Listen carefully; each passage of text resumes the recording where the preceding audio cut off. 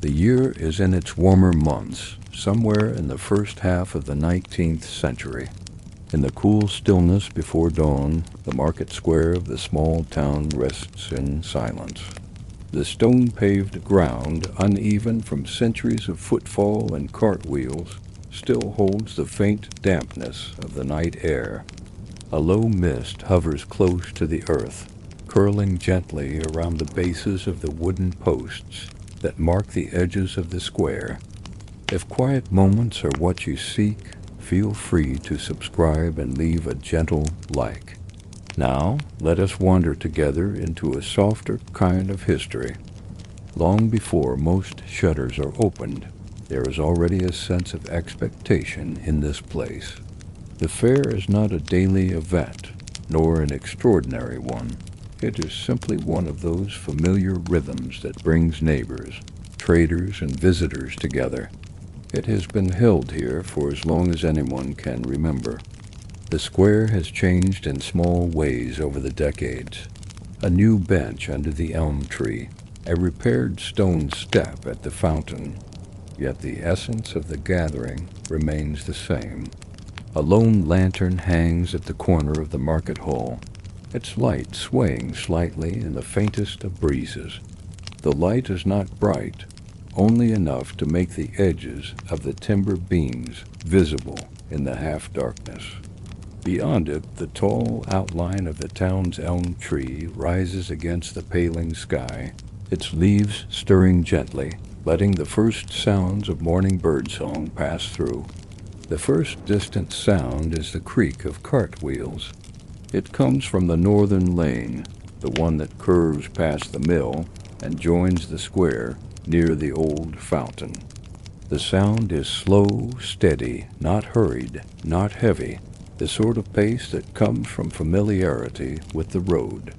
A moment later, the shape of the first merchant's cart appears, drawn by a pair of sturdy, short-legged horses with their manes trimmed neat. The cart's frame is wooden, reinforced at the corners with metal brackets, and its bed is piled high with covered baskets and wooden crates tied securely with rope. The man driving it is wrapped in a long coat against the cool air.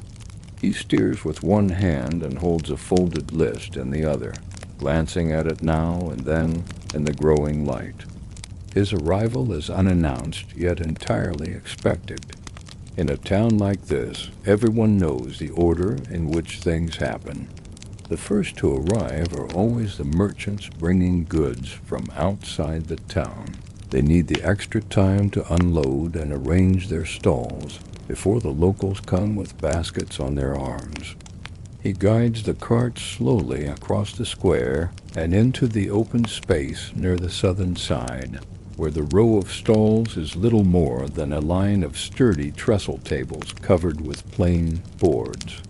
The sound of the cart's wheels changes as it moves from cobblestones to the worn timber planks of the stall area, the deep, hollow thump of wood on wood.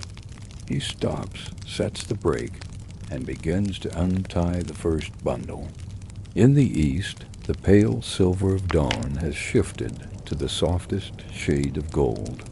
The lanterns are still lit, but their glow now mingles with natural light, each moment making the shadows less distinct. The mist begins to lift, revealing more of the square, the small fountain in the center, with its clear, steady stream of water, the narrow benches under the elm, the stacked wooden barrels near the market hall. One by one, other carts begin to arrive, each with its own familiar sound. One creaks softly, its wheels well-oiled and smooth. Another rattles faintly as metal pots clink inside.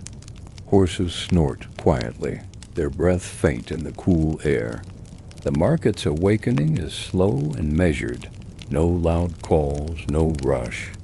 Only the quiet layering of small sounds, wheels, footsteps, the brush of fabric, the soft thud of crates being set down.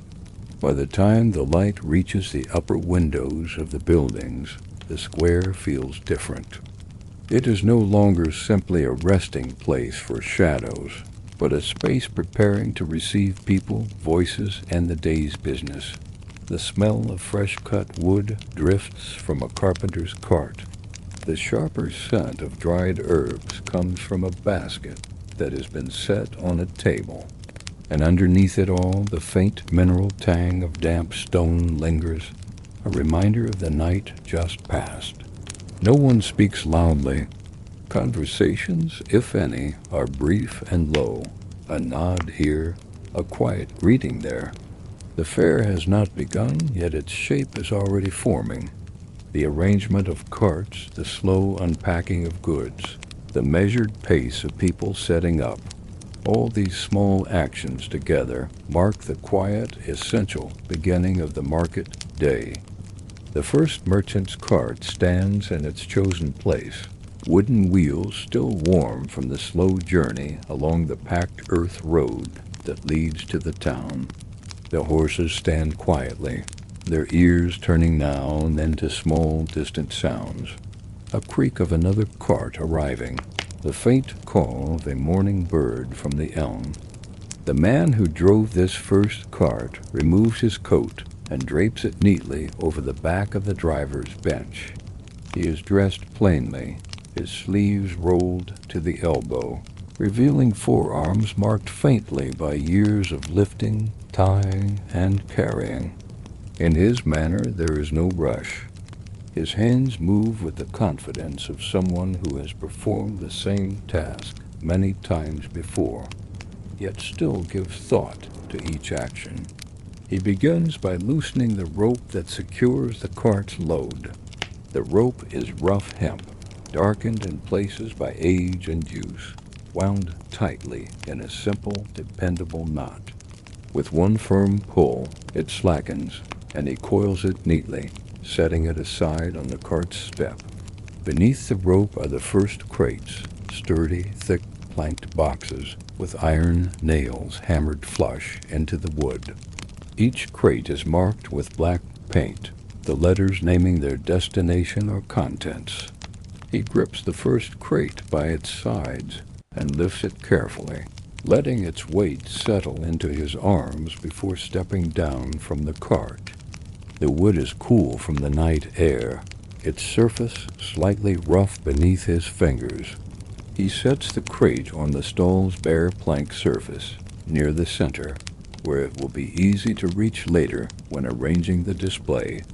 More carts have arrived now, and the square is filling with a quiet, methodical energy. To the right, a younger merchant with a dark wool cap unloads tall wicker baskets bound with leather straps. The woven sides flex slightly under his grip, and as he sets them down, a faint scent of dried herbs escapes. A few paces away, an older woman with a wide-brimmed hat unrolls a piece of heavy canvas to cover her table, the fabric releasing a gentle puff of dust as it falls into place. The man with the first cart continues. He unties a smaller bundle wrapped in oiled cloth.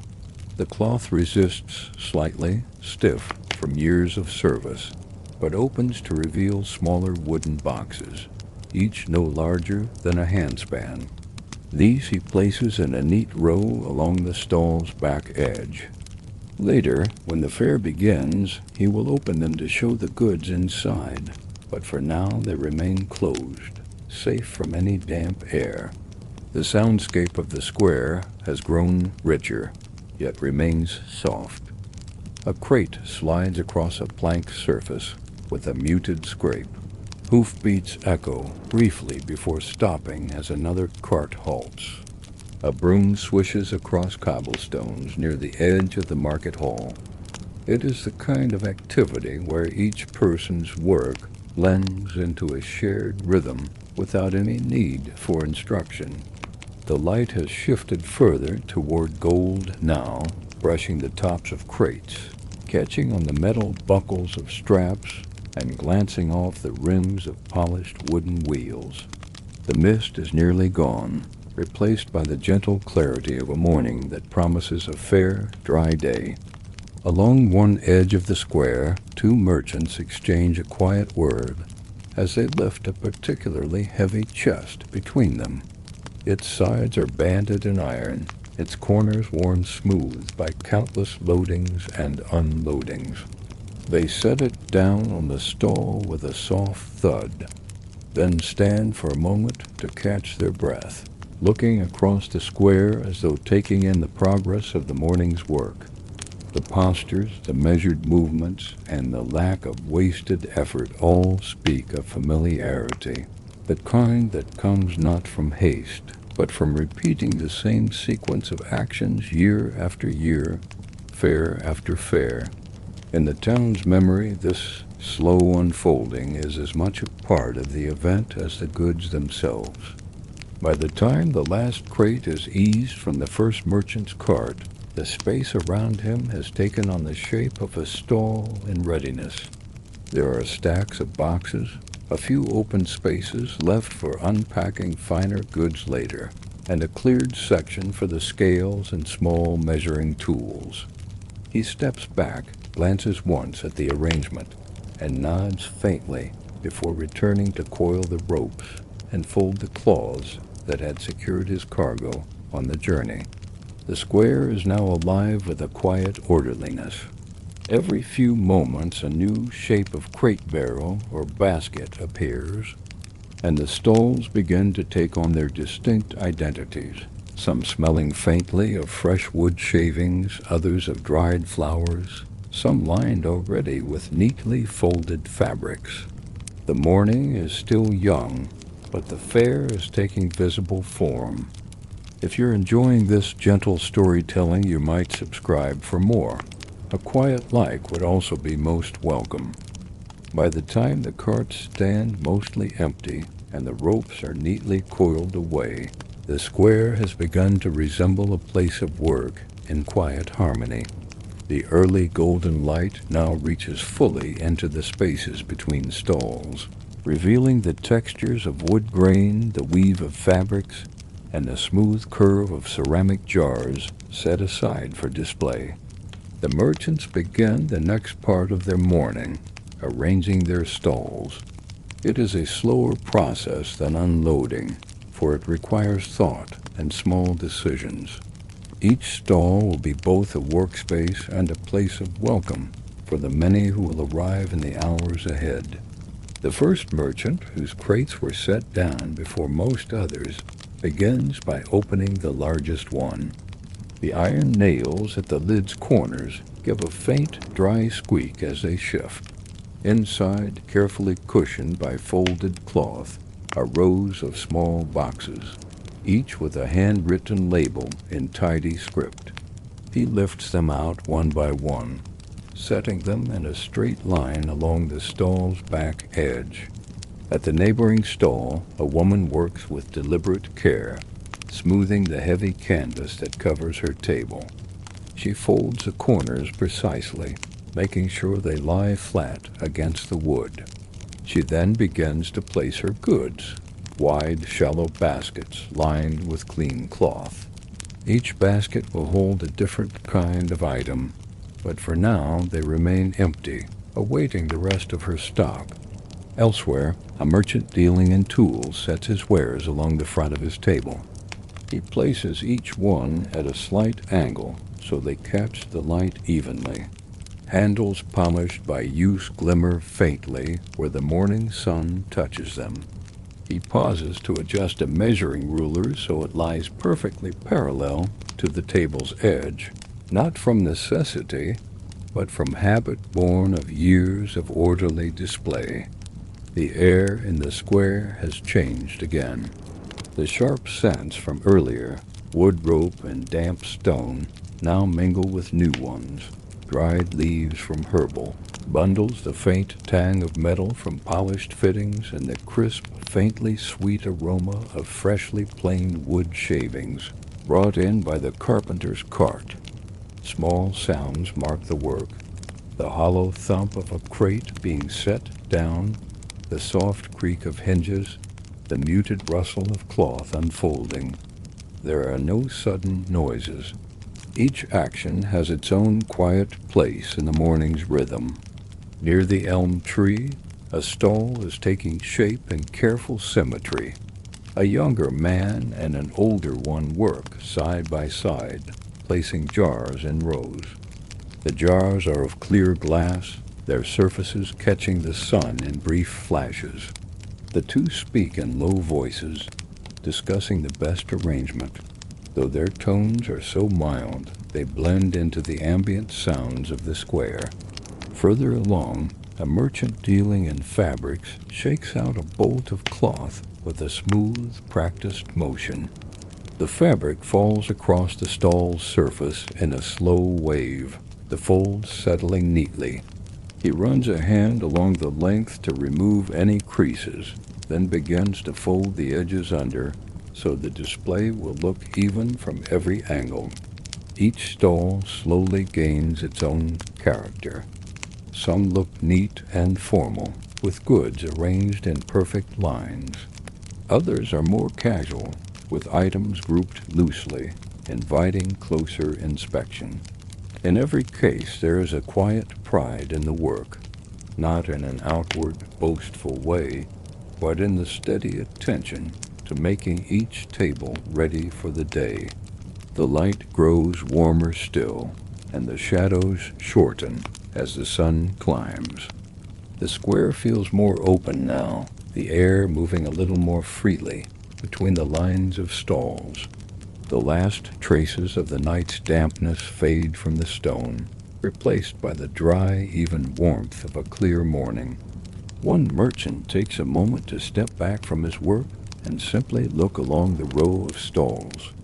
He notes how the arrangement is coming together, how the colors of wood, cloth, and goods create a quiet variety without clashing.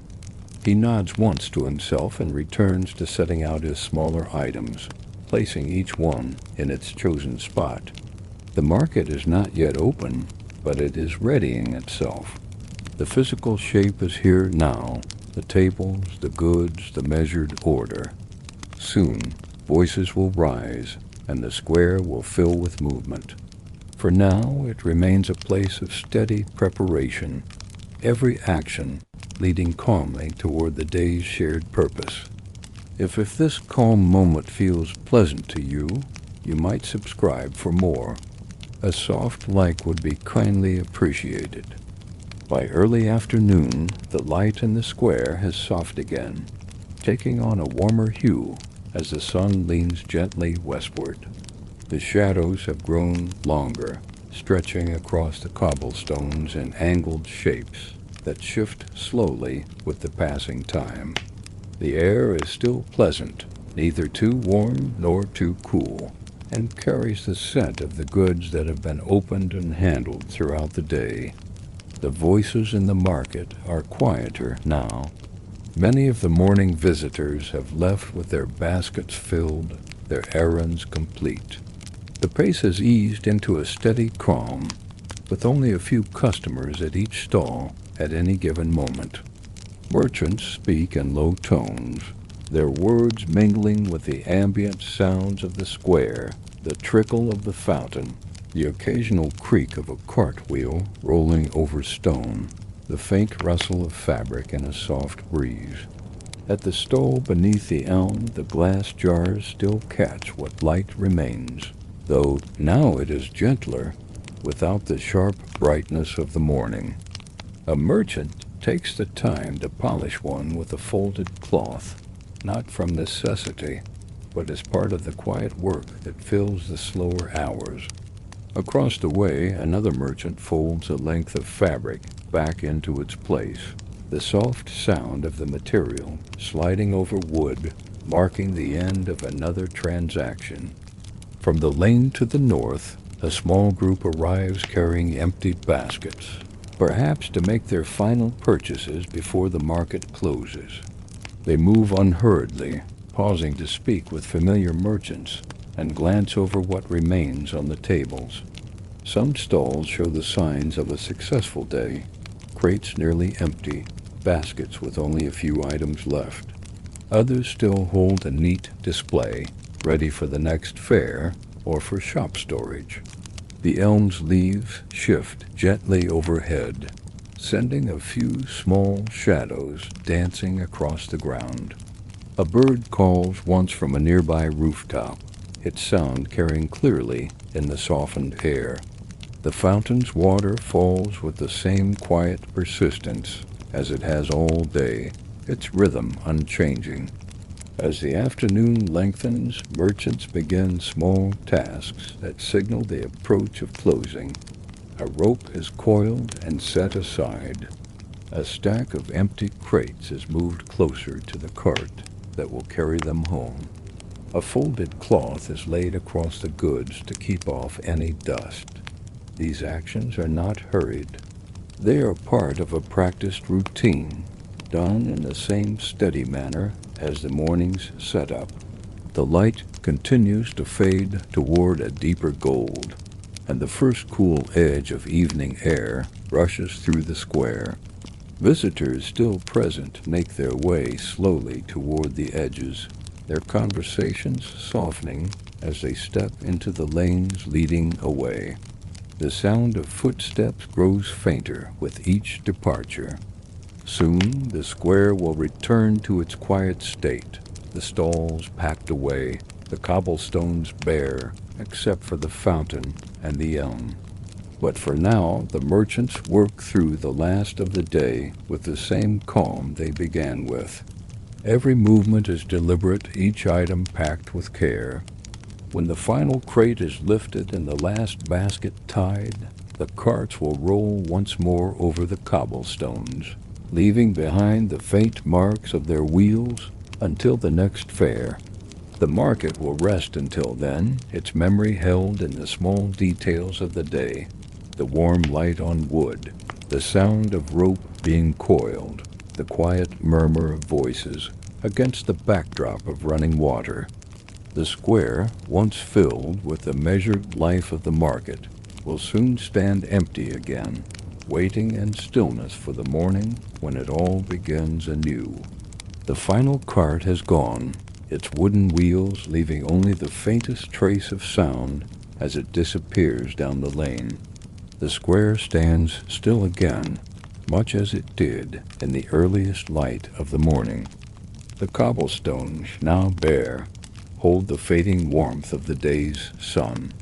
The elm tree's leaves sway lightly overhead, their shadows stretching far across the quiet space. The fountain continues its steady fall of water, each drop a soft measure of passing time. Without the voices and movement of the market, these sounds are more distinct, filling the air with an unbroken calm. Along the edges of the square, the closed shutters of nearby shops reflect the warm light of evening. The sky above holds a gentle mix of colors, soft gold near the rooftops, deepening to muted blue higher up. A faint breeze passes through, carrying with it the lingering scents of the day, the dry sweetness of herbs, the faint tang of fresh wood, the clean coolness of stone after sunlight. The market tables stand empty now, their planks stacked neatly, their coverings folded away. In the corners of the square, a few stray leaves have gathered, moving slowly across the ground when the breeze stirs. The last steps of the merchants have faded completely, leaving only the quiet spaces where their work had been. Nothing here is hurried. The square has all the time it needs to rest before the next gathering. The rhythm of preparation, the steady flow of the day, and the gentle close have all passed in their turn, and now the space is simply still. The light grows softer still, the gold fading into the deeper tones of evening. The elm's shadow stretches farther, and the fountain's steady sound remains the only constant. The square waits, without expectation, for the next morning it will awaken to the careful steps of merchants and the slow arrival of goods. Until then it rests in quiet, the air calm, the light low, the day's work complete.